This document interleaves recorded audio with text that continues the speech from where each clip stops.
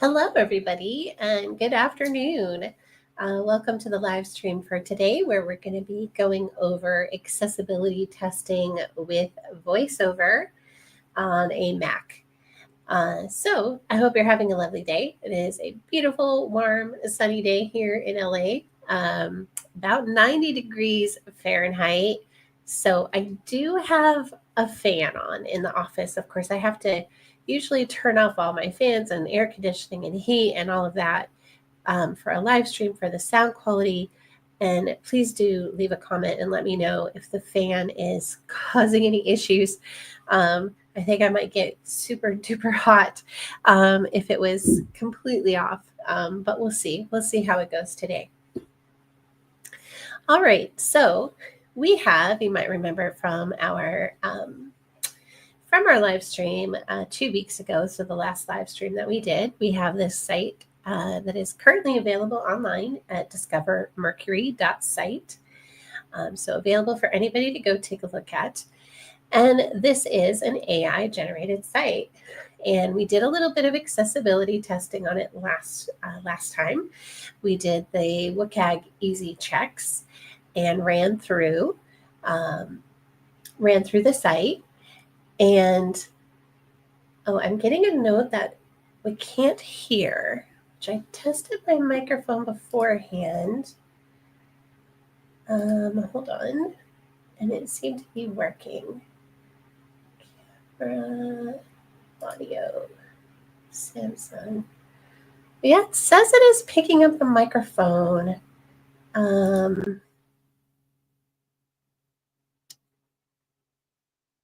Mic volume. Maybe I'll boost that up a little bit. Okay. Hopefully that helped. StreamYard at least thinks that the microphone is working just fine.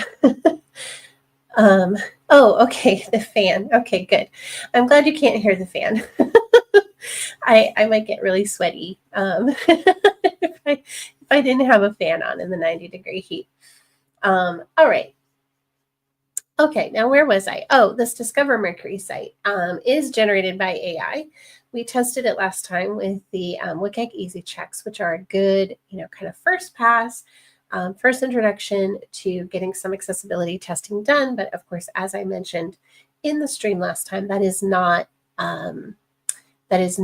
comprehensive accessibility testing, right? There's lots of other stuff to test besides what we cover in the easy checks. And today will be a good example of some things that we didn't cover last time. So we're going to test with VoiceOver, and I'm going to use the Safari browser, which I almost never use. It's not my favorite one, but you will find that screen readers all have a favorite browser that they pair with best. And for VoiceOver, that is definitely Safari. It will work most reliably with Safari. If you really wanted to, you could use it, with Chrome or Firefox, or I guess even Edge if you wanted to. But you will find that you'll generally have a much better experience with it if you are using it with Safari. All right. So if you are brand new to doing accessibility testing with a screen reader on a Mac, then there are some settings that you have to change, because there are some things that kind of weirdly Macs don't have on by default that we have to go into our system preferences. So let me first take you into the system preferences, where we have to turn on the ability to control with the keyboard. So we're going to go to keyboard in our settings. All right. And then let's see right here, this keyboard navigation. And if you have a different version of the OS, it might be in a slightly different place, just so you know. But this enabling keyboard navigation, it is off by default for reasons I don't fully understand, but it is. So you will need to toggle that on so that you can navigate through sites using just the keyboard.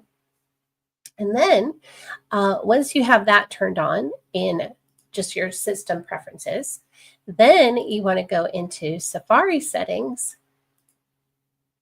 and we'll go to Settings under the Safari menu, and we go to Advanced. And then once we are here, you want to make sure this checkbox here under Accessibility is checked. That pressing tab will highlight each item on a web page. So we want to make sure that we have keyboard navigation enabled, and also that this pressing tab in Safari itself is also going to work for us. All right.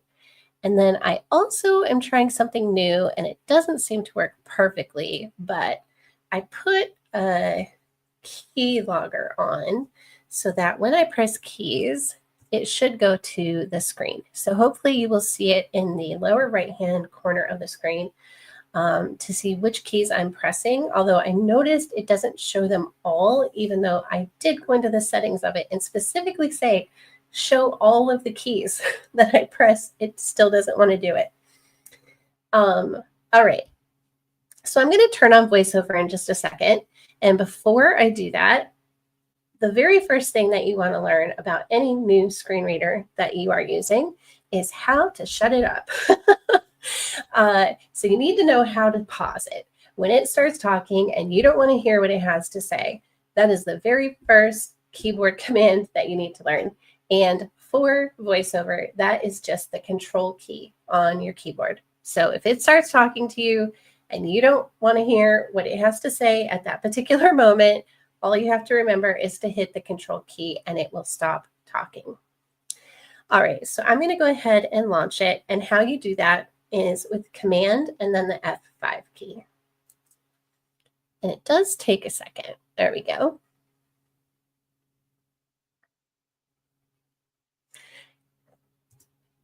All right, and I'm going to pause it because I already know where I am. I don't need it to read out everything about the place where I happen to be right now. So hit the control key, and I see that that didn't show up on the screen. Okay. Okay, thank you. Thank you, VoiceOver. All right. So here we are on our Discover Mercury site. Oh, you know what?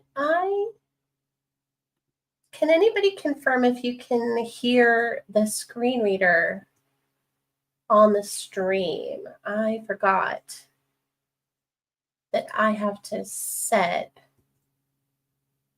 to share.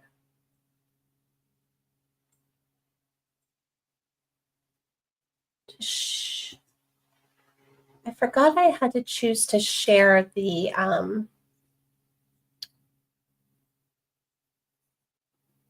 sorry. Let me turn VoiceOver off for a second here. I forgot I had to specifically say to share the system sound to the stream. Yeah, cannot hear it. Okay, let me figure out where that setting is. I forgot when I shared my screen today. Let's see, where is it? Okay. And those guests. Okay, let me try unsharing my screen here. And I know in Zoom, they only give it to you. They only give you the option when you share. Yes, also share the audio. Oh, interesting. So I cannot share audio unless I only specifically share a tab. I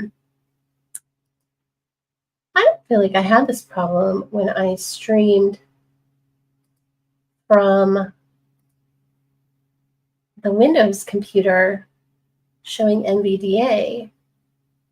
I had the option to share audio, and I don't have the option to share it from Safari, unfortunately. Okay, let's figure this out.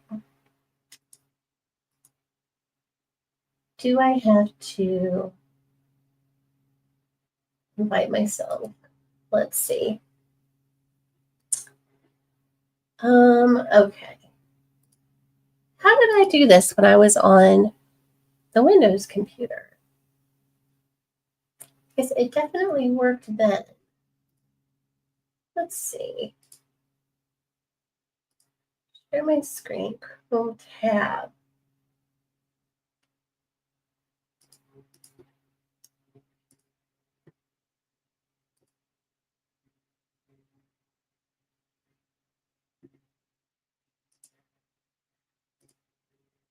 Yeah, it's only letting me share the screen reader output if I share a Chrome tab, and obviously that doesn't help when I am presenting in Safari. This is annoying. Okay, let's go back to sharing at least. We might have to rely on, this is not good. We might have to rely on the output to the screen, which VoiceOver does display everything it says out loud on the screen, but that's not super ideal. Okay, I guess one thing that I could do is take out my headphones and move the microphone closer to the computer speaker, and maybe it will pick up the voice that way. So let's try that.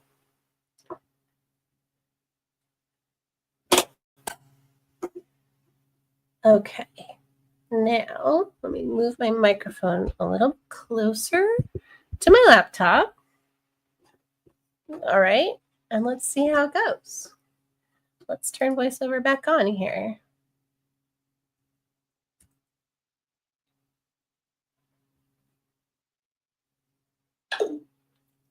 VoiceOver on application.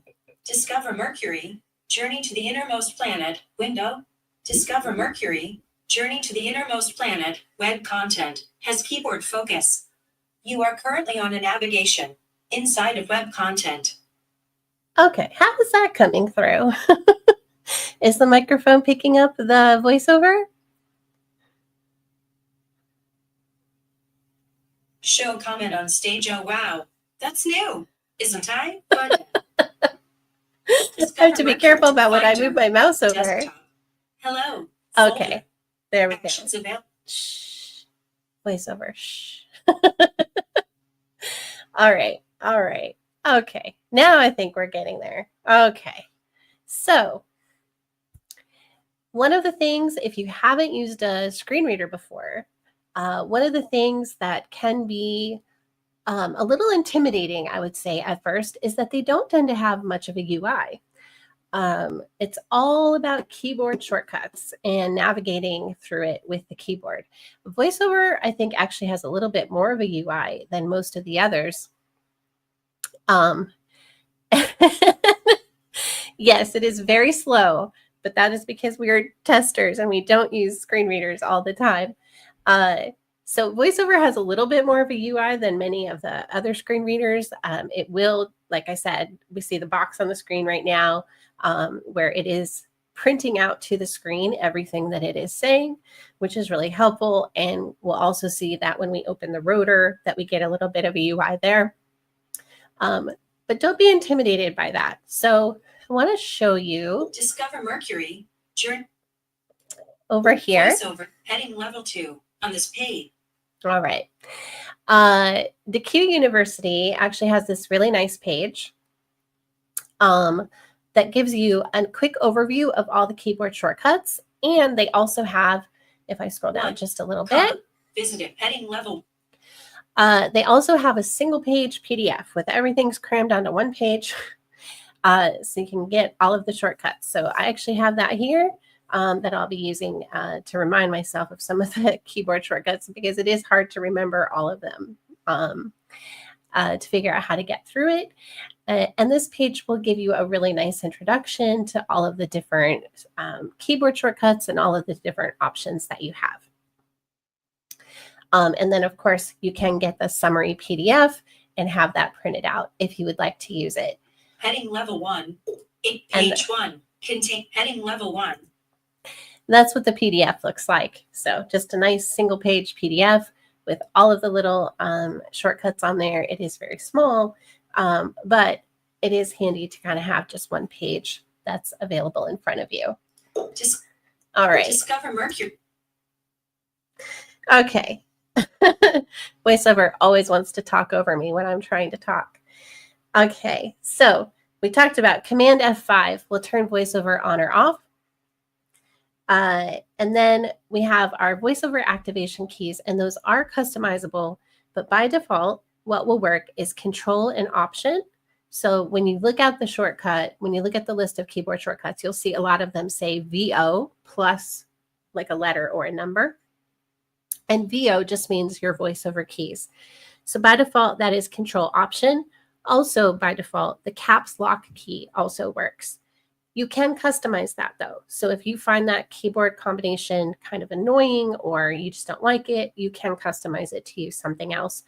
But that's what the keyboard, when you see VO in the keyboard shortcuts, that's what it means. It's either Control Option or it's the caps lock key, unless you have changed it to something else. All right, so if we are at the top of a page, when we very first land on a page, and if we want to just start reading, like just read this page to me, that would be the VoiceOver keys plus the letter A. Discover Mercury, Journey to the Innermost Planet, Web Content. Discover Mercury, link. Home, link. Packages, link. Experience, link. FAQ, link. Contact, book now, button. Heading level 1, Discover Mercury. 2 items, Discover Mercury. Experience the extreme beauty of our solar system's innermost planet. Witness breathtaking sunrises that happen only once every 176 Earth days. Book your voice. Okay.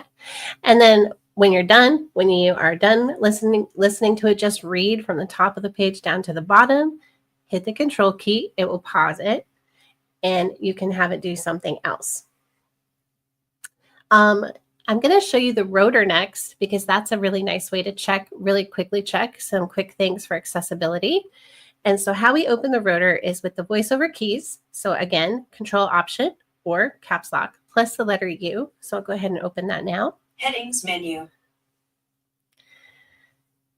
And how this works is we have a variety of menus that are just in a carousel, basically a never-ending carousel.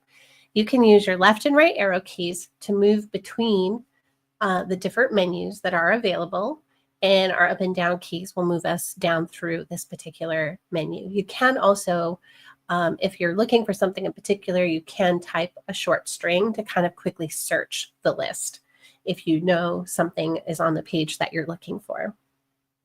All right, so what we see here is, if you remember when we did the WCAG Easy Checks, we were able to use a browser add-on to pull out all of the headings of the site and show them to us as a structure.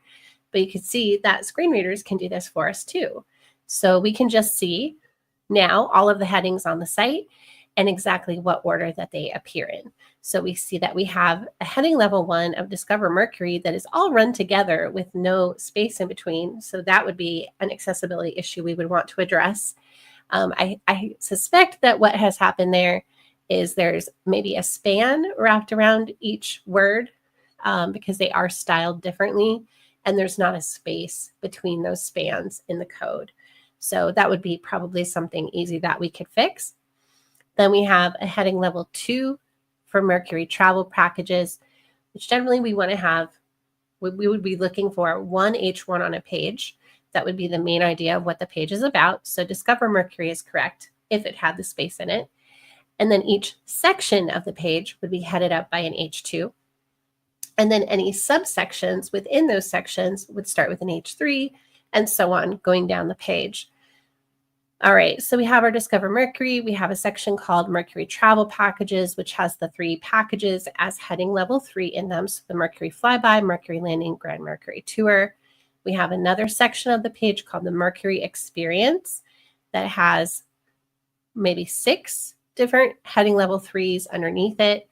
We have a section called Traveler Testimonials, which has, and there we see a problem because we see Sarah, Michael, and Priya are the ones who gave us testimonials, but they should be H3s because they are the subsections under that testimonial section, but they are actually marked with H4s. So that's an issue that we found last week, or not last week, but last time, that we've also found again now using the screen reader. And then we have 3 more sections kind of right in a row. Frequently asked questions. Are you ready for the journey of a lifetime? Contact us. And then you can see we skip again and go straight from an H2 to an H4. Kind of behind our little Book your voyage. menu here. Discover Mercury. Headings menu. So down 4, here. 2, contact. All right, VoiceOver. So we have the contact us, and then it skips to a heading level 4 to go to headquarters contact and email. So we would want to fix that. And then we have a heading level 3, which is curious because I think that's a whole new section and should probably be an H2. And let me just scroll down a little bit here. All right. And then we go to heading level 4, which is technically correct because we had a 3, but I think that 3 should be a 2. So we have a little bit of issue with heading levels. So not surprising since we generated this site with AI that it got some things a little bit mixed up. All right.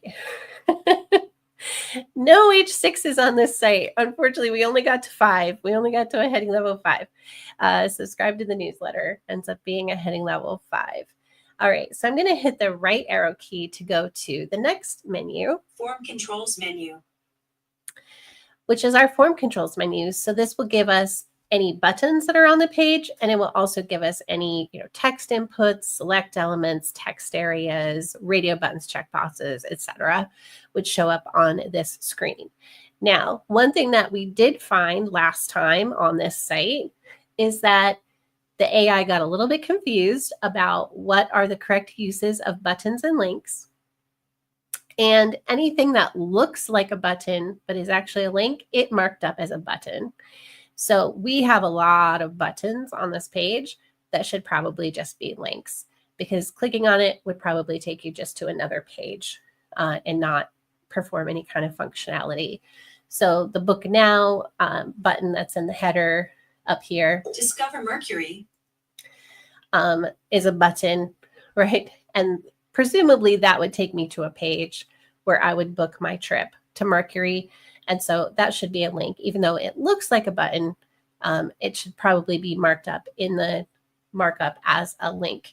And there are many of these. You can see how many form controls are on this page when I think the only actual form that's here, if I remember correctly, is the newsletter subscription form. Oh no, there might be a contact form. Let's take a quick look. Let me get out of here. Discover Mercury. Let's just do a quick survey down the page. Actually, let me turn off VoiceOver to do that.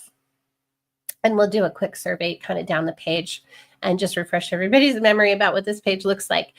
So we have a heading with the navigation at the top with a Book Now link.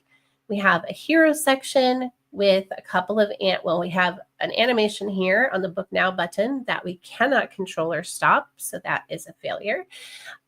We have another animation on this Book Your Voyage button that doesn't stop, and we have our big picture of Mercury that kind of wobbles up and down that is not stoppable. So we have a bunch of motion issues that we would need to flag as accessibility issues on this site, but we do have our hero section here.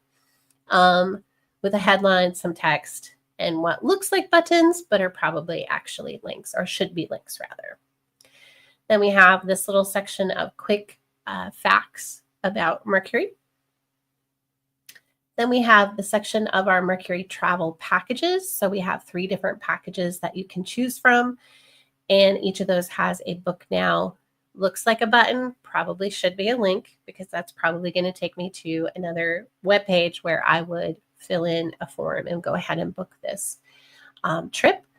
And we have another button that looks like a button, but probably should be a link to view all the packages that are available. And then we have this little promotional section on the Mercury experience, just kind of promoting some fun things about Mercury. We have our testimonial section. So people who have taken our trip to Mercury, what did they think about it? What did they have to say? We have a frequently asked questions section with an accordion. So we'll test that out. With VoiceOver, we did test it last week with just keyboard, and it actually worked reasonably well. for keyboard navigation, but we'll see how it does for a screen reader. And then we have this little call to action section. And then, okay, there is a contact form on here. So that is the first form, though, that we've seen on the page. And you saw how many items were under form controls. So name, email address, interest message, and a send a message button. And then we do have a subscribe to the newsletter form that's in the footer. So here we are at the bottom of the page. We have the footer at the very, very bottom. So that's a quick tour of the page and what we're looking at. So let me turn VoiceOver back on.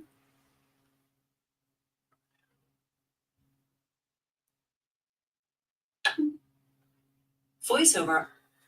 All right, and let me open up the rotor. Form controls menu. And you see how many form controls are in here, where I would probably only expect there to be the 4 form fields, the subscribe form fields. That gives me 5 form fields total, plus the 2 submit buttons is kind of all I would expect to see in there. But you can see how many I see. The AI made anything that looked like a button actually a button tag. And so it all shows up here under the form controls. And if you wanted to, if I wanted to skip down to this, the contact form to fill it in, for example, I could just use my arrow key to move the focus down the list and skip straight to that. Your name, edit text. Your name, edit text. You are currently on a text field inside. Thank you, VoiceOver. All right, so you can see that we could skip around the page we could go to any of the headings that we saw. If we see a heading that's like, oh yeah, I have frequently asked questions, we could skip straight to the frequently asked questions section. If I just wanted to get in touch, I can skip straight to the contact us section and start filling out the form there. So let's open up Rotor again and look at the next menu that's available. Form controls menu. Landmarks menu. All right. This is an important one to test out. So this is our landmarks that are in this document, and I can see already that the AI failed miserably at creating correct landmarks in our document because we only have 2, and this is quite a long page with quite a bit of content on it, and I'd expect there to be quite a few more landmarks here. So all we have is the navigation, which I'm going to assume is the navigation across the top of the page, like the main navigation, but it's not really clear because it doesn't actually have an accessible name. But let's go to it. We'll just jump to it and see what happens. Navigation, Discover Mercury, group. You are currently on a navigation. Okay, so that did move us up to the top of the page. It is a little bit odd that it highlighted the entire header area as being the navigation. I would probably expect that to just be the 5 links that are home, packages, experience, FAQ, and contact. I would probably expect it to just be those in the navigation, but it looks like maybe instead of creating a header or a banner at the top of the document, AI just threw that whole thing into a nav and called it a day. So that's probably something that we would definitely want to clean up on this site. And then let me open up the rotor again, and we'll go ahead and look at the content info. We'll skip over there. Landmarks menu. Heading level 3, Discover Mercury. You are currently on a content information inside of web content. Okay, so that did skip us all the way down to the footer of the site, which is correct. That is the content info area, right? The footer, or it's the name of that landmark, is called content info. So that one looks like it probably actually got marked up correctly. Why it did the footer correctly and almost nothing else on the page, who knows? That's AI for you, I guess. All right, so ideally on this page, we would have a few more landmarks at least. Ideally, we would have a header section, right, which would be what we would expect to be the repeated content across every page of the site would be wrapped in either a header element or in some kind of container that is given the role of banner. And I would expect that to be at the top of the page. That is completely missing here. I would also expect that the main content area of the site would be wrapped in a main landmark which can be either a main element or a div or whatever that has a rule of main on it. And that is completely missing from this document. So there's no way for me to skip directly to the main content of the page because it's not marked as such anywhere.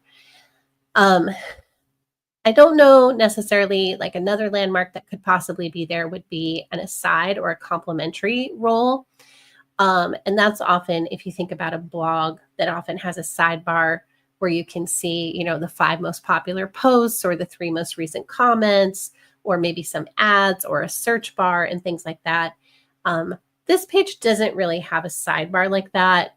And nothing really comes to mind immediately as something that might make a good aside on this particular page. So I think it's okay that that one is missing. I would expect, since I see in this footer area that we do have, let me move this out of the way. Whoops, and scroll back down. We do have other navs here, but they are not marked up as navigation, right? So I have this explore menu, which repeats the menu that's at the top, but it's not marked up as navigation. And I think ideally it would be. We also have the credits for all the images that got used on the page, and that's also not marked up as a navigation. And I think I would expect it to be. And then also the social media links, which of course they don't actually do anything since this company doesn't actually exist. But if they were, if those were actually hooked up and actually took me off to those different social media platforms, I would probably expect that to be a navigation as well. So we are missing a lot of the landmarks that would kind of help us find our way through the page easily with using a screen reader. So that's something that we would definitely want to correct on the page, and something that AI kind of fell down on doing and didn't do a very good job of. All right, let me open the rotor again and we'll look at the next menu. Landmarks menu. Window spots menu. All right, window spots. So this is how we can navigate around the different parts of the browser itself. So you can see that we can jump to like the toolbar of the browser, the favorites bar, etc. So that's how we can kind of find our way around the browser if we wanted to, skip to a different tab, get to our bookmarks toolbar or anything like that. This is what we would use to get to those different items. And I'll go to the next menu with the right arrow key. Links menu. And now we have our links menu, and we see immediately there's a problem there because we have a bunch of links that have nothing at all.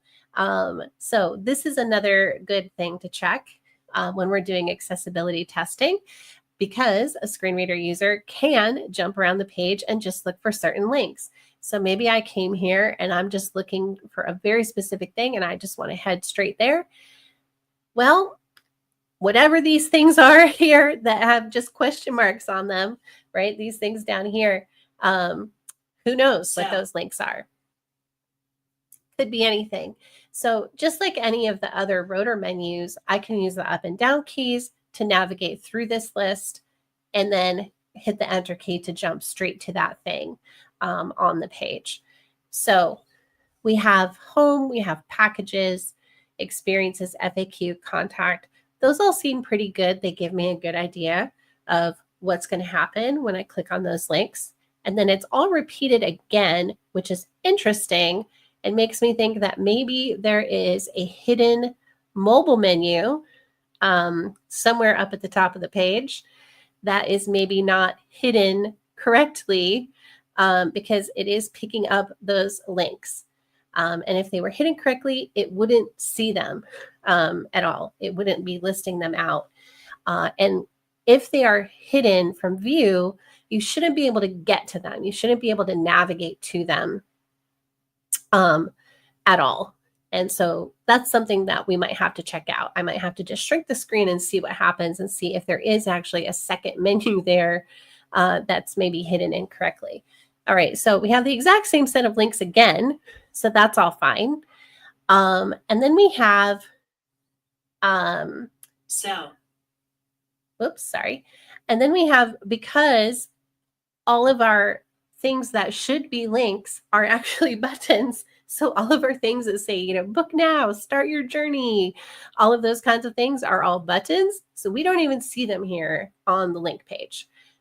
which is right. That's a reason why we want to make sure that those are links. If they're taking us off somewhere else and somebody is going to be looking for those specifically as links, we would expect them to show up in this link list, and they are not here.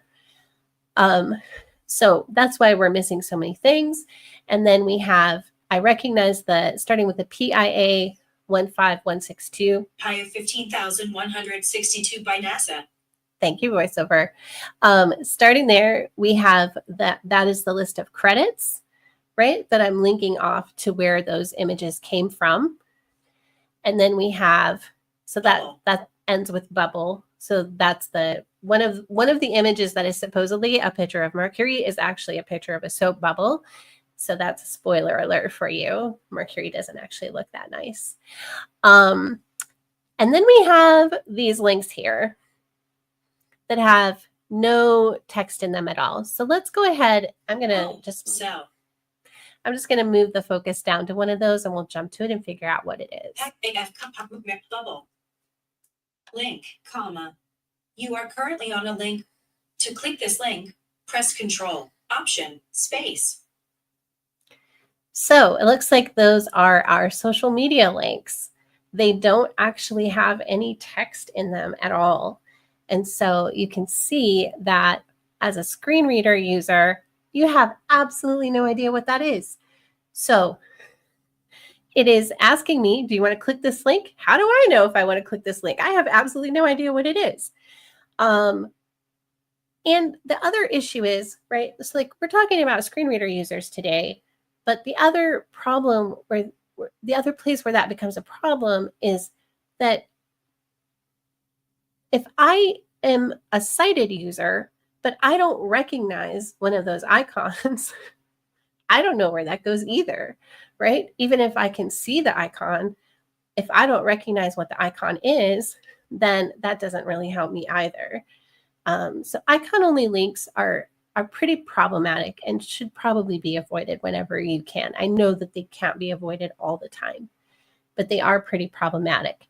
Now, there is a way to have a link that visually is icon-only, but still has an accessible name so that when a screen reader user focuses on that link, they can still hear a name read out, right? They could still hear like, follow us on Facebook, or I guess it would be follow probably also on Twitter or Instagram, right? LinkedIn, etc. So they would be able to hear those read out and understand what those links are actually for. Otherwise, right, the way that this is coded right now, the way the AI coded it, it didn't put any kind of accessible name or accessible text in there at all. So we can't figure out what those even are. So we would have to actually click the link and kind of figure out where it took us, and then figure out from there what each of those is. And then, of course, the other problem is that there's 5 of them in a row. So even if I do figure out what one of them is, am I going to remember that like the whole rest of the time? Which one was Facebook? Was it the first one or the 5th one? Like, who knows? So we want to make sure that we have accessible names in there anytime that we're using links. And as much as you can, try to avoid using icon-only links. Sometimes we think, well, the icon is fine because everybody knows what that icon means. A good example is search. Everybody goes, oh, everybody knows that the magnifying glass means search. But do they? Do they all know that? Or do they think the magnifying glass means zoom? Because it does actually mean both. So just something to think about before you put an icon-only button on something again, or an icon-only link, one or the other. All right, let me open up the rotor again. And I think we've gone through all the menu, but let's just double check. Links menu. Okay, Headings menu. Yeah. So we're back to the headings menu. So we could see that if I said, oh yeah, I want to get in touch with these people, I can just skip up to that contact us link. 442, contact us. And then hit the Heading enter key. Level 2, contact US. You are currently on a heading level 2 inside of web content. Okay. Thank you, VoiceOver. All right, so that skipped us directly over here to the Contact Us section, and you can see now we can just navigate through this section. If I hit the tab key here. Home. Navigation. You are currently it didn't have my focus over there. You are currently on a selectable text inside of web content. Okay, thank you, VoiceOver. All right, name, there we text go. With autofill menu. To open the autofill menu, press the up or down arrow key. Thank you, VoiceOver. Okay. There we go. So we could fill out this form now if we needed to get in touch. We were able to skip directly to this and figure out how to get there. All right, so we've definitely found some accessibility issues on the page, but let's talk a little bit more about how we can use VoiceOver. So we already talked about, we use the VoiceOver key plus the letter A. It will just start reading from where we are, and it will continue until you stop it or until it reaches the bottom of the page, whichever comes first. VoiceOver keys plus U, open the rotor. If we want to activate a button, we can do that with the enter or the space bar. If we want to activate a link, we can do that with the enter key. So let me move back up to that main navigation up at the top of the page. And those are all just links that just link to different sections of this page. They're not actually different pages. So let me move back up there. I'm going to open the rotor and go back up to the nav, and I'll pick the packages link, and we'll see how it jumps down to the packages section. Headings menu. Form control, landmarks, navigation, discover Mercury, group, link, packages. You are currently on a link. To click this link. Okay. So you can see that it jumped me down to the packages section. When I click that, obviously if it was a new page, it would have loaded up a new page for us. And when a new page loads, it immediately reads the page title that we have in the title tag that's inside the head section of the document. It'll be the first thing that it would read so that we know here's where we just landed and here's some information about where we are. All right, so if we want to repeat the last spoken phrase, so we got distracted or we didn't catch it, we need to hear it again, that would be the VoiceOver keys plus the letter Z. You are currently on a link. To click this link, press Control, Option, Space. So you can see that it just reread the last thing that it had. We can also just, without opening the rotor, we can also skip through the page by the headings. And how we do that is the VoiceOver keys plus Command plus the letter H. And let's see if that actually works. Heading level 1, Discover, Mercury, 2 items. You are currently on a heading level 1. Okay. I wanted it to show what keys I'm pressing. Hold on, let me see. Experience the extreme beauty of our solar system's innermost planet.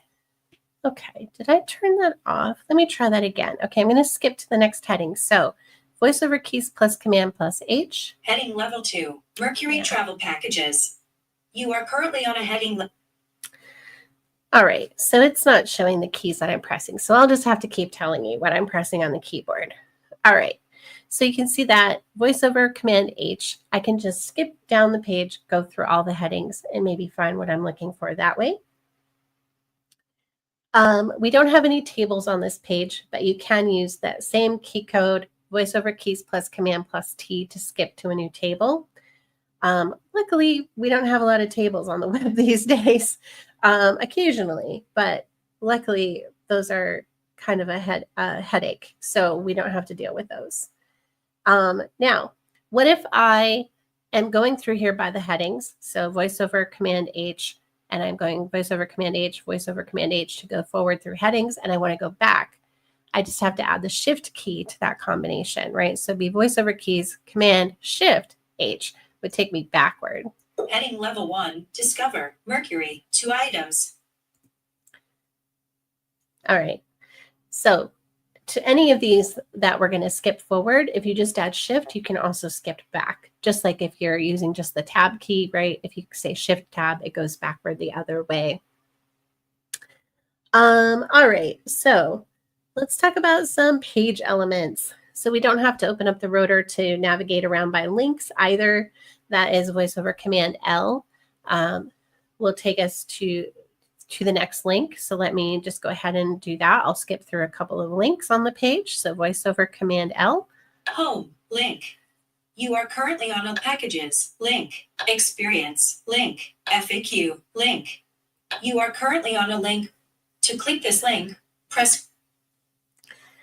All right. And then, of course, I could add shift to that key combination to go backward and go, back up through the links that I had traveled through.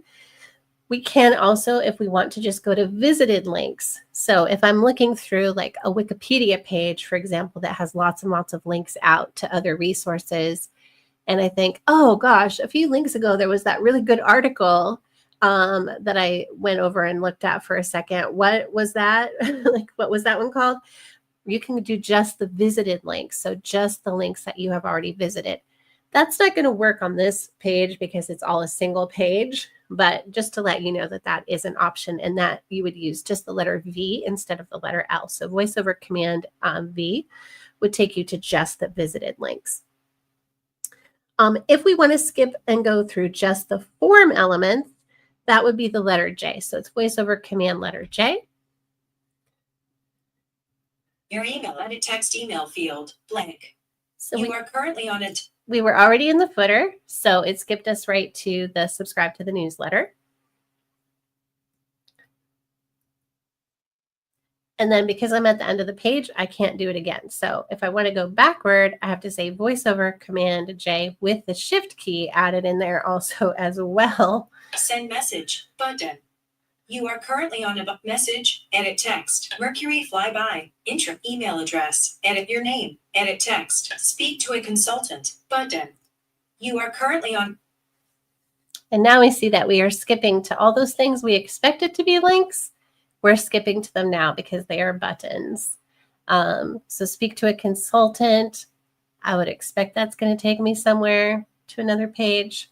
Maybe that would correctly be a button. Maybe that's going to open something right directly on this page where I could interact with a, like with a chat or something. If that's the case, then that would correctly be a button. But if that is actually taking me to another page, then it should be a link. And I think book your voyage. So if I move back to that one. Book your voyage button. You are currently on a button. That one I would definitely expect to take me off to another page where I would maybe fill in a form, enter my credit card, etc. And so I would not expect that to be a button at all. I would definitely expect that one to be a link. So we have some things that we definitely need to fix on this site. We can also navigate by lists. So if we have unordered lists or ordered lists, we can navigate through those. We can use the VoiceOver command plus the letter X.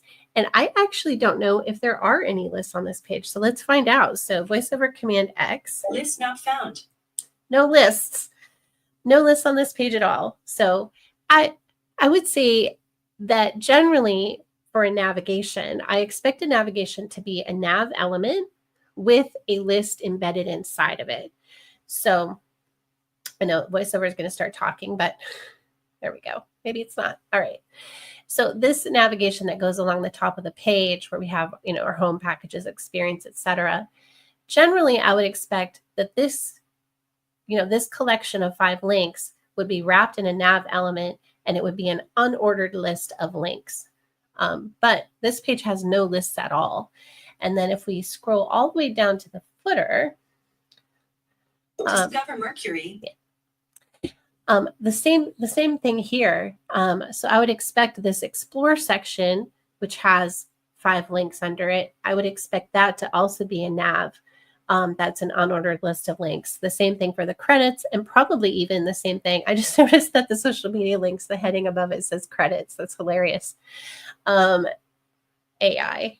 Oh, it tried so hard. Okay. So that should probably say social media or something like that. But I would probably expect that to also be an unordered list of links. And there's probably other content on the page. Let me turn VoiceOver off for a second real quick. VoiceOver off. And let's kind of look through the page and see what else we think might actually be marked up as a list. potentially, like I wouldn't fail it, but I would potentially say that these 3 packages that we can book for travel could potentially be an unordered list, with each of these being a list item. That's a potential way to mark it up. I don't have a very strong opinion about that would be the correct way to do it, but it is one possibility. So that would be one thing that helps to communicate that these are 3 things that kind of go together as a group. These are a list of 3 options that you have, basically, is what we would communicate by marking that up as a list. I think maybe also here, where we have the Mercury experience and we've got these 6 things that we're talking about with Mercury, potentially that could also be a list. Again, I don't have a super strong opinion about this one. I think it's fine just using the H3s with a paragraph after them. I think that's perfectly fine.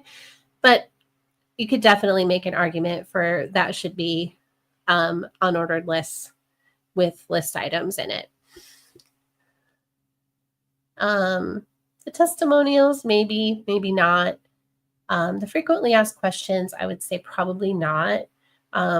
Probably not as a list, because it is an interactive element. Oh, and we did want to go ahead and try to test that with the screen reader. So let's go ahead and try that now. Well, let me finish looking for lists. I think we covered them all. All right. So let's go ahead and try to test this frequently asked questions accordion with the screen reader, shall we? That might take us up to the end of the stream today, but let me fire up VoiceOver again. So Command F5.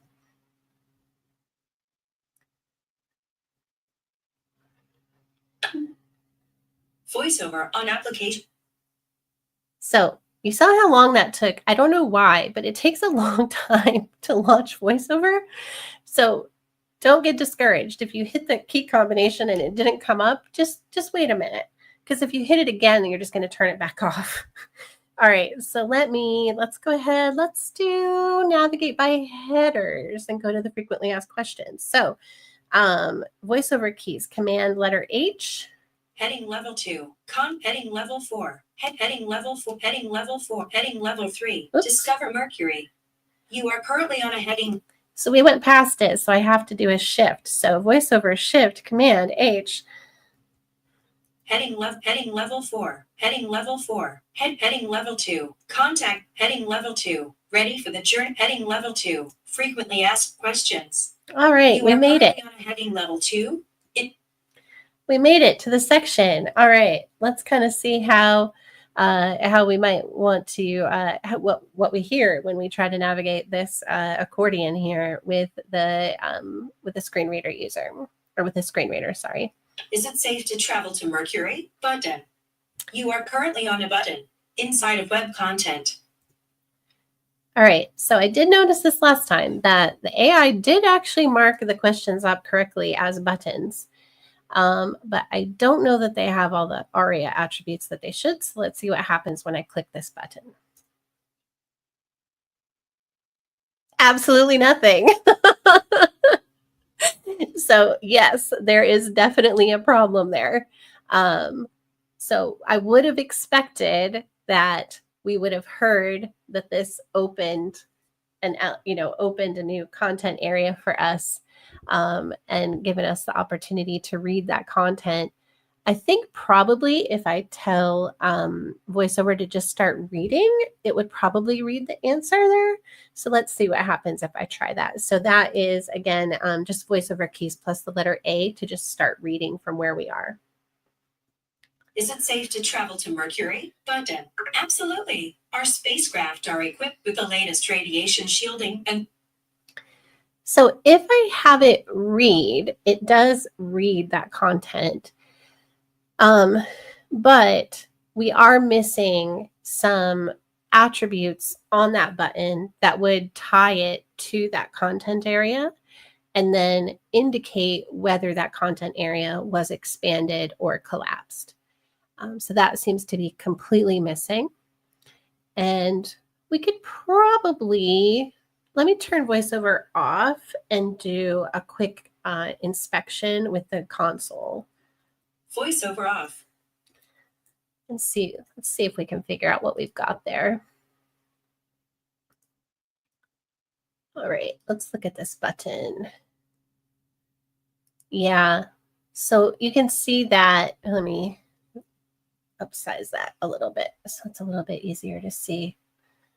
We can see that we have a button and it's got a bunch of classes on it. Apparently AI likes Tailwind CSS because that's just what it used. I didn't tell it to do that. And it's just got a bunch of classes on it, and that's it. It doesn't have anything else, which is definitely an issue. And then here is our panel that we toggle open or closed. And you can see that it's just a div with just some classes, Tailwind CSS classes on it. It's got nothing else going on. So what we would generally expect to see is that this panel, the panel that can open or close, should have an ID on it, so that with our button, we could have an ARIA controls attribute that would refer to that ID so that we would programmatically tie the button to the panel that it controls. And then we would also expect to have an ARIA expanded attribute on there set to true or false that we would toggle with JavaScript as that opened or closed so that it could announce to the screen reader what the state of that current accordion item is. And all of that is missing. So there's nothing here at all that helps me to try to navigate this accordion with a screen reader. So good place where AI really kind of fell down and didn't generate us very nice code. Now, to be fair, when I asked AI to generate this website, I didn't tell it to make an accessible site. But I shouldn't have to. I shouldn't have to specify that I want an accessible site. I should just get an accessible site. That should be the default. And even if I had, I'm not sure that I would have gotten one. So I think maybe I'll try generating another site and specifically ask for it to make it accessible and see if there's any difference in the code that I get back. This site, I would say overall, is not as bad accessibility-wise as I expected it to be. But that is not a compliment in any way because I pretty much expected it to be a complete and miserable failure and not even use headings, for example. And it didn't fail quite that hard, right? It did get some things right. The heading structure does have some places where it skips heading levels. And it's got a few, it's got issues where it used buttons, where it should have used links, and this accordion is obviously broken. It has animation that we can't stop. There's a good number of accessibility issues that are on this site that we would definitely want to fix and address. But it did at least get a few things right, which I wasn't really sure that it would. Overall, it's not an accessible page at all. It has a lot of issues on it, but you could see we were actually able to get around it okay with VoiceOver. One thing I will say about VoiceOver, it's kind of the odd one out among screen readers. It's quite different from any of the others.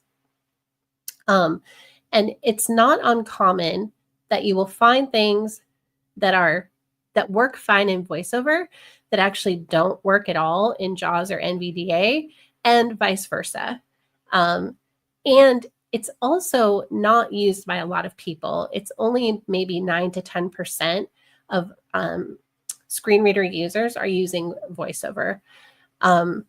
So you want to be careful if you are doing accessibility testing. You definitely would not want to test in VoiceOver alone.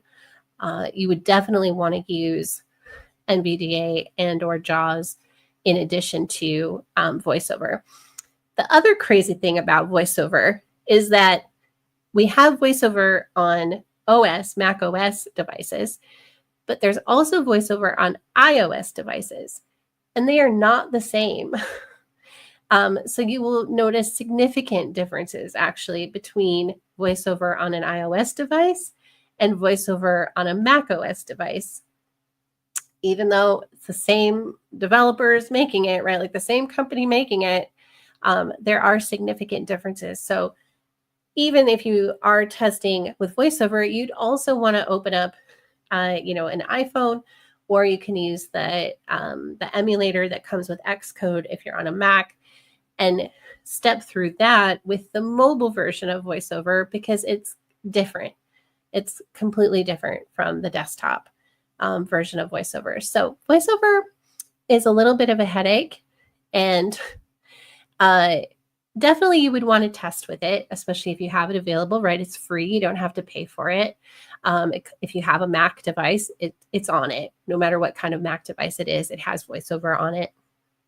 So it's definitely a nice first step, but it should definitely not be your only, the only environment that you're using for testing a screen reader user, because it is so different from how most of the others work.